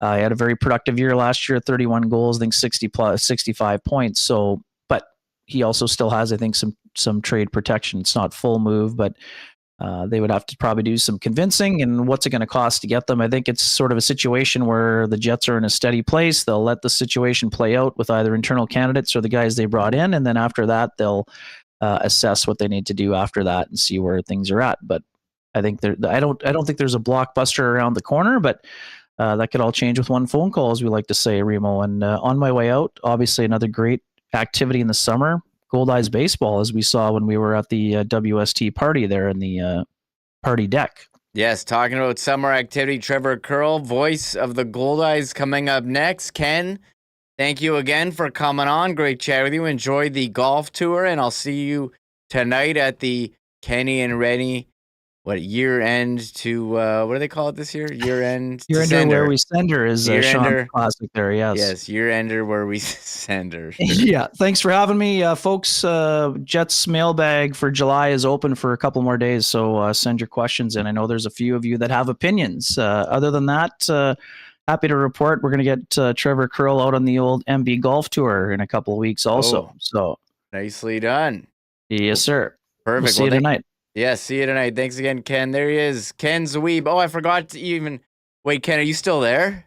I am, yes. Okay, wait. I got to show you this. I got something made. I don't know what I'm going to do with this.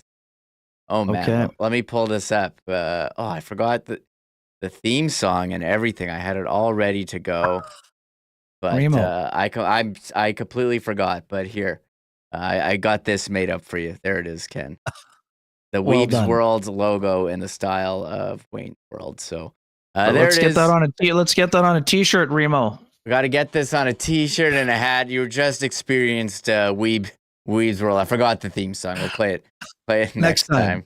Next time. Have a good day, my man. Cheers. Cheers. You can't play the theme song after he already was on the show. That's like a thing. Before he came on. Anyways, we'll talk Goldeyes. Big homestand coming up starting tonight. Trevor Curl will join me, but first, here's Huss. Let me thank our friends at Royal Sports for their support of WST and remind you all that now that it is real and Jonathan Toews is a Winnipeg Jet, you can get your hands on a Toews 19 jersey at your number one fan headquarters for all your Winnipeg teams, Royal Sports at 750 Pembina Highway. They've been putting a lot of 19s on jerseys as of late, and they can do one for you. Get on down to Royal Sports today. You can check out their great bomber section as well with tons of exclusives that you won't find anywhere else. And, of course, we're loving summer right now. Soccer, softball, baseball, tennis, running. Tons of great bikes, e-bikes as well.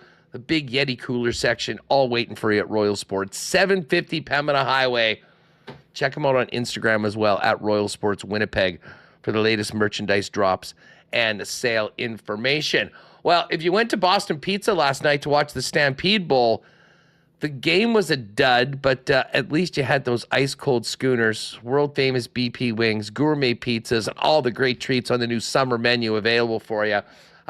Great weekend of CFL action. We got Friday Night Football tonight between the Ticats and Argos, and then BC and Montreal, and Edmonton looking for their first win. If you are heading out to catch the Canadian Football League, do it at your local Boston Pizza. And hey, staying at home, get the great taste of BP by ordering online at bostonpizza.com. All right, continuing the program, we will have marbles. We'll let you know about that in a bit. John Mattis to come, and an update from downtown with Connor Rabchak. Right now, though, let's give a big cheers on a Friday to Winnipeg's favorite local brewery, Little Brown Jug. You train day in and day out, learning new techniques, approaching new concepts, and living out the thrill of achieving your goals. Building a craft beer is no different. While you spend your hours on the ice, we spend ours here, brewing our trademark beer. Again, and again. Here's to pushing the status quo and challenging ourselves to build something memorable. 1919 by Little Brown Jug. There's us. So I guess I should probably change that ad, but he'll be back. It is not Friday. We're not doing our marble race, but I am pretty pumped to be joined by Trevor Curl, voice of the Goldeyes on 93.7 CJNU. The Goldeyes homestand kicks off tonight against Sioux Falls. Trevor, how's it going? Welcome back to Winnipeg after a quick trip out to Fargo there. Yeah, thank you. Definitely feels good to be back home, even if it is just a really quick road trip down to Fargo. I mean, anytime you hit the road, it definitely does feel a little bit different. But it's nice to be back, sleeping in your own bed, and getting a huge weekend, really a huge week 2 weekend underway here at Blue Cross Park. This is going to be a huge 6.5 games going into the last road trip before the All-Star break. Yeah, Sioux Falls tonight at 6:30, and this weekend against KC, and the Goldeyes got to start stringing in some wins together. Looking at the standings in the West Division, 24-27. I mean, how would this season compare to last year? Because they didn't really get hot until the second half last year as well. Yeah, and like last year, same thing, kind of didn't hit the stride until about this point, right before the All-Star break. I think the one glaring thing is that this ball club hasn't gone on a winning streak since coming back home from the first road trip of the year. Took 2 out of 3 in Lincoln, took 2 out of 3 from Milwaukee, but it was in those 2 games against Milwaukee where the Goldeyes ended up getting their third win in a row. But those guys haven't done that since. So talked with Logan Watkins, manager, plenty of times so far, and it's just been pretty much the same thing. Just this team gets hitting. It seems going to be a really good ball club, and the pitching has been able to hold its own for the bulk of the season. So the pitching staff is in a pretty good spot right now. It's just coming up with those clutch hits and those clutch moments that they've been kind of the difference maker, and that's the difference between taking 2 out of 3 from Fargo in Fargo versus an extra innings loss where Mitch Lamson goes 10 innings and only gives up 1 run. So it is what it is, but get a big chance to come home and take on a couple of division leaders and see if you can claw back. And would love to see him take at least 4 or 5 games out of this whole stretch. But I mean, it takes it's a lot to take on these 2 ball clubs coming in. Yeah, you mentioned hitting. We do have to give a shout out. Matthew Workington named the American Association Batter of the Week for the week ending July 6th. 500 over the 6 games there, 5 doubles, 2 homers, and 8 RBIs. What have you seen from him this season? Yeah, no kidding. Sorry to cut you off. That was just a great week for him. He was 13 for 26, 5 doubles, 2 home runs, 8 ribbies, slugged .923 and had an OPS of a 1.423. Like, that is a huge week to have. This is Workington is a guy who we knew coming into the season who he could really change your lineup just for the better. Just having a guy who stands not just at 6'6", but also who can hit for the power that he does. Last week here inside the ballpark, he almost cleared the trees out in dead center field for a 3-run home run that got the Goldeyes back within a run. Unfortunately, didn't complete the comeback, but that's just his presence that he brings to not just the lineup, but also just in a game where you feel like one swing could really change your whole evening. He's the type of guy you kind of look to do that. Then I think someone who's been just a little bit less quiet on that side was Jacob Robson right behind him. So you had 2 of the Canadian guys really show up this week. Robson went 11 for 28, so he batted just a little bit under 400. 2 home runs, 5 doubles, just like Workington did. But the big difference was the RBI totals, where Work had 8 and Robson had 3. But those are 2 guys about a month ago you were thinking, man, if these guys get going, we've got a pretty darn good lineup right now. Those 2 guys are getting going right now. And so when you have a guy who can win batter of the week, it kind of shows you, all right, he's trending in the right direction. So Robson's trending in the right direction as well. Trying to now get Max Murphy back and going, trying to get Ray Patrick Ditter moving around. These are two guys, again, like that is your bulkier lineup who you pretty much build your whole club around. And if those guys are on, this is a very good ball club who can win some games. But for right now, it's kind of been a little bit hit or miss with those guys. But if they're continuing to do what they're doing right now, this ball club is going to be in a really good shape going into the All-Star break. Yeah, still lots of season to go. Head into the All-Star break. They got hot last year, made it all the way to the championship series. And you did mention Max Murphy, 9 homers on the year, and hit the historic one earlier, becoming the Goldeyes franchise all-time leader. Is Max walking around with a bit more aura in the clubhouse since then? How was calling that one for you? We'll go to the first thing. I think Max, what's been so great about Max is, and learning about his career and learning about who he is just he carries himself the same way if he goes 0 for 4 or if he goes 4 for 4. I don't think you'll really know the difference between Max Murphy going from a good day to a bad day. And he's just the same guy. It doesn't matter what he's done. It doesn't matter what type of day he's having going into the game. He's just the same kind of guy who's pretty stoic. He walks out there, kind of just carries himself the same exact way. And he really has this year kind of, I think, been a little bit more of a vocal leader than he has been in years past. He's just kind of a quiet guy as it is, just puts his head down, goes to work. But this year, a bit of a younger ball club and still has a decent amount of age and experience. But with Max kind of helping pave the way for this young group of guys this year, I think that just adds to a little bit more of his leadership that he kind of possesses. And the hitting those home runs for him, he knew going into it that he had enough, that going into the season that all he needed was like 4 or 5 to tie the record and then 6 to break it. I think when he hit it in Chicago, he told me that he didn't realize that was the one that broke until the guys were congratulating him. And he said that a couple of different times now. But I think this is just Max Murphy that is continuing to just grow into his legend status through this league. And it's really only been a couple of years, but this is the type of Max Murphy that could really change this ball club again for the better if he gets going once again, like he was at the beginning of the season. Yeah, Reggie Abercrombie was a legend here for many years, winning American Association titles, manning center field, hitting all those home runs. And Max Murphy surpassed him earlier this year as the franchise leader. And how's Logan Watkins handling his second season here as manager of the Goldeyes? It's interesting with that. So Logan has his job at the beginning of the season, going into the offseason, which is building the ball club. All right, what's the nucleus that you can bring from last year, bring into this year? We lost a lot. We got absolutely gutted in the offseason, lost Rob Emery, lost Miles Symington, was bringing in Dason Cruz, but then eventually lost him to the San Francisco Giants organization. He's doing well in high A right now. Joey Matulovic, it was still not exactly known if he was going to retire or not. He ended up doing that. So congratulations to Joey on his professional career and going forward to wherever he's at right now. A couple other guys, Nick Iverson ended up leaving, Joey Steele, Thomas Ponticelli, that pretty much the whole back end of the bullpen eventually goes off and either retires or plays in Mexico.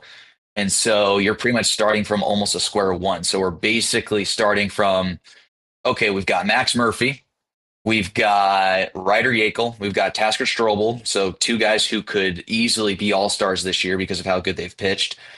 You talk about maybe 3 other guys you bring back like Lena Barraza to this year. And then you're kind of like, okay, we still need a third baseman. Okay, Ramon Ramowski has been one of the more quieter hitting leaders in this league. So he's brought back in. Keyshawn Lynch, a utility player, he's brought back in. And then you're kind of left with, all right, bring back Kevin Garcia. So there's a catcher. And then it's okay. We are now still needing pretty much a whole roster at that point. So Logan goes right to work in the offseason. And it looks like he brings in a pretty darn good pitching staff. Unfortunately, either due to injury or for other reasons, some of those guys don't show up. And so you're starting once again back from square one. Guys coming in, they get injured right away. So it feels like we were way behind the 8 ball as soon as the season started. But Logan's rallied it pretty good just to get to 500 right now with kind of what's happened. you look at some of these results wise, it feels like you should be about 3 or 4 games above 500, but it is what it is. It's out of our control. But what is in control is going out tonight and getting a win in.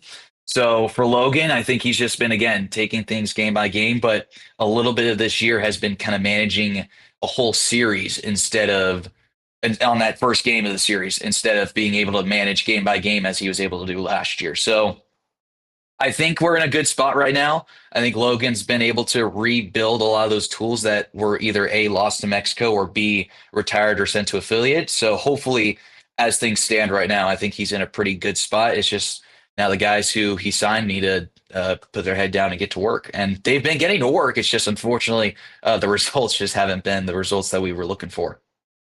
Yeah, Goldeyes back in action tonight. Sioux Falls, and you look at the standings. Sioux Falls, what are they, 29 and 23? The Goldeyes 24 and 27. So a good time to gain some ground in the standings. And Casey, who's at the top of the division this weekend. So some big divisional matchups. And Trevor, this is your second season as play-by-play voice of the Goldeyes. I have to ask you, as someone not from Winnipeg, what did you know about the Goldeyes before becoming the play-by-play voice?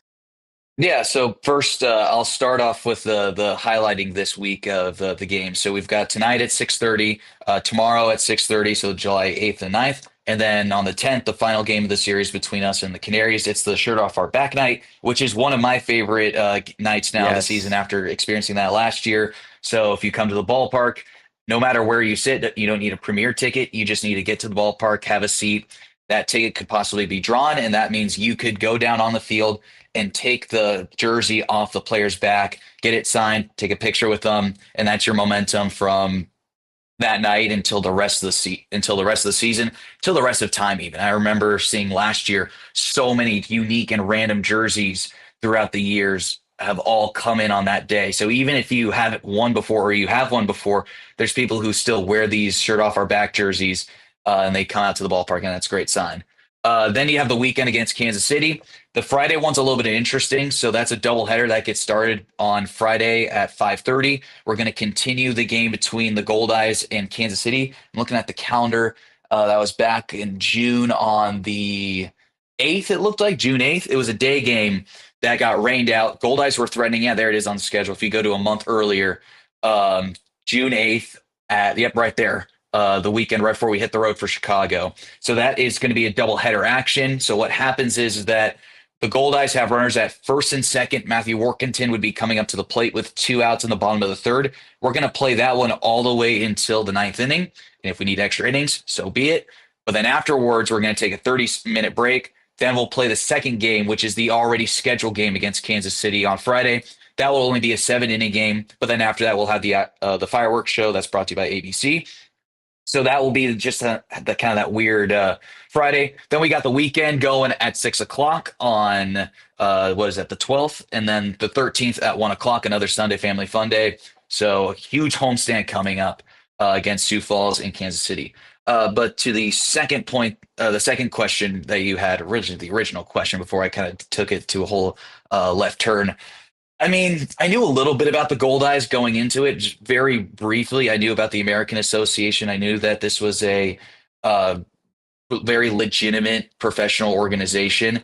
The Goldeyes have had so many years of success and broadcasting success. Paul Edmonds starting here and then going to the Jets. Steve Schuster was here for a long time, won Broadcaster of the Year multiple years that he was here. Was originally with the Binghamton Rumble Ponies with the Mets organization before taking an analytics job with the Detroit Tigers organization. At least that's what it was last year. I haven't talked with Steve since then, but I believe he's still there. So it's been a pretty good launching pad for broadcasters to end up getting a better, or not better career, but a furthering their career in whatever interests them in sports or baseball, or in Paul's case, broadcasting Winnipeg Jets games. So I knew that there was a great opportunity here in Winnipeg, not just for myself, but also for watching and calling incredible baseball. And so far, that was what I got last year, getting a chance to go to the finals, the first time in my career that I've ever been a part of a championship series. So that was a whole lot of fun. Great group of guys last year.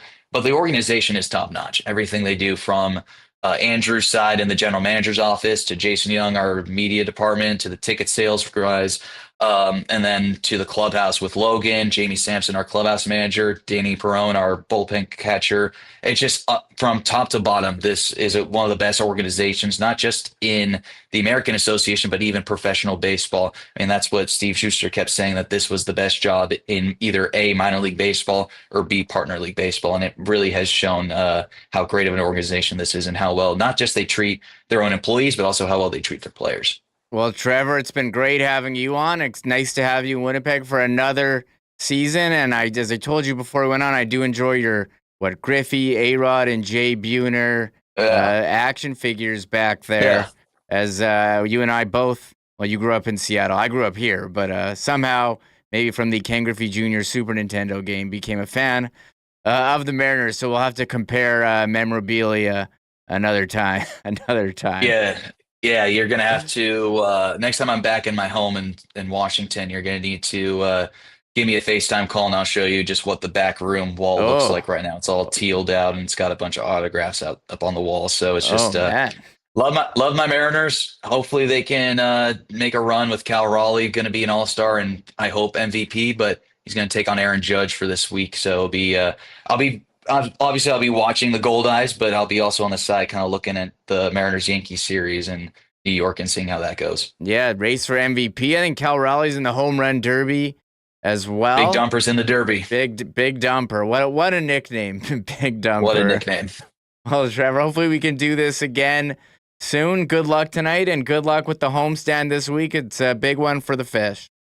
All right, thank you, Mike. Talk to you soon. Talk to you soon. There he is, Trevor Curl. You can hear him, 93.7 CJNU, and on American Association Baseball TV streaming. So great connecting with him about the Goldeyes. We had such a great time at the Goldeyes game last month on the patio area, and a great chance this week to get out to ballpark, as you mentioned, Sioux Falls tonight, weekend series against KC.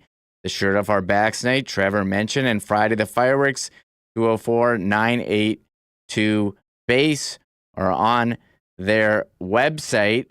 Assiniboia Downs live racing back tonight and tomorrow.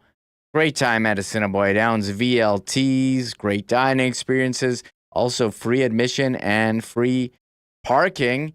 And if you're planning on attending, make a reservation in the clubhouse dining room and enjoy the world-famous prime rib buffet. Make a night of it. Don't forget to check them out on YouTube during live racing. Kurt Stretch giving you the winners. And I'll try to make a couple selections as well. And Breezy Bend, all WST golf reports brought to you by Breezy Bend, home of this year's Manitoba Open. Thinking about making Breezy your long-term golf home? Contact Corey Johnson at the clubhouse or visit breezybend.ca for more info to get on the waiting list. And if you go, Hustler mentioned this last week, ManitobaOpen.com. Click on the Pro-Am. They're looking for golfers for the Pro-Am. Morning, afternoon, tea times, 2 meals, 18 holes with 2 PGA Tour Americas players, unlimited on-course beverages. It's $4,000 for a team of 4, but all players will receive a tailor-made Spider putter, $499 value, in support of the True North Youth Foundation. We do have CFL 110 coming up. We'll take you right there, so stick around as I'm winding this down, but we'll just touch on the Coolbet lines. The Blue Jays favored tonight. Can they make it 10 in a row? Minus 200 favorites against the lowly Chicago White Sox. Minus 1.5 on the run line. So what is it? Minus 122 on there. A number of baseball games tonight. We talked Mariners, Yankees, big series there. Mariners plus 113 in New York. If you like me, you like to stay up late and watch the games. Padres, that's the Leaxa Hamilton's Padres, minus 135 against the Diamondbacks. CFL lines, Jeff and I will go through all the games on CFL 110 coming up. here on YouTube or on the podcast as well. Search for it. Saskatchewan -5 against Calgary. I'm getting all these text messages. Saskatchewan -5 against Calgary. Hamilton -4.5 against Ottawa. And BC -3.5 against Edmonton. And futures, what do you got? The Bombers +375, a bit more. And it is live racing tonight at Assiniboia Downs. I don't know what Hustler is going to do, but I have my picks in at the track. Hopefully I win. He's going to have to do some makeup bets, as I know he gets service there. I should tell him. Oh, let me log in and bring mine up real quick here. Hustler and I, our duel at the Downs. He had a big winner. I think he's up a couple hundred on me. I'm trying feverishly to get back in there, but it's been tough sledding. So we'll go in on race 2. I have a 3-6 exacta, Air Force Reserve, and Shocking Malice. Trying to hit the big winner there. Race 5, I got a trifecta box, 1, 2, 6.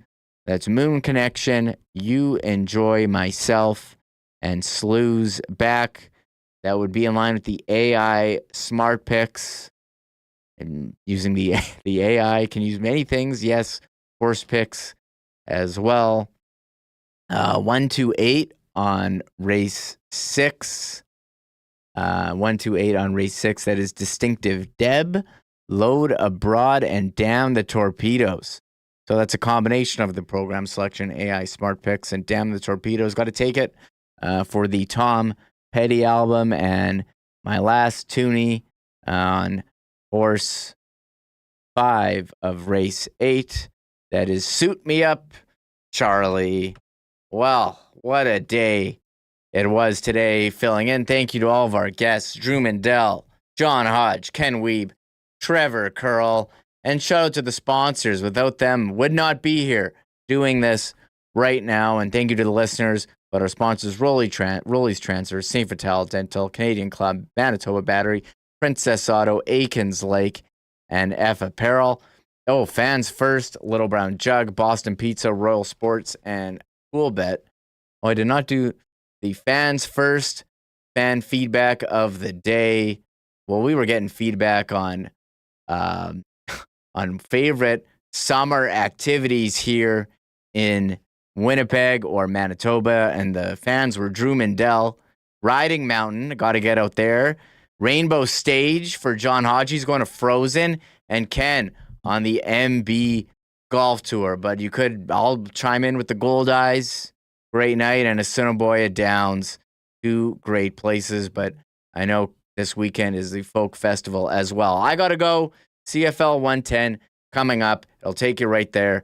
Thanks, everyone, and thanks to our sponsors. See you tomorrow. Bye-bye.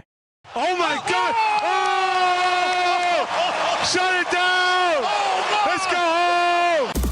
Thanks for tuning in to Winnipeg Sports Talk Daily. Make sure to subscribe on YouTube and your favorite podcast feed at winnipegsportstalk.com.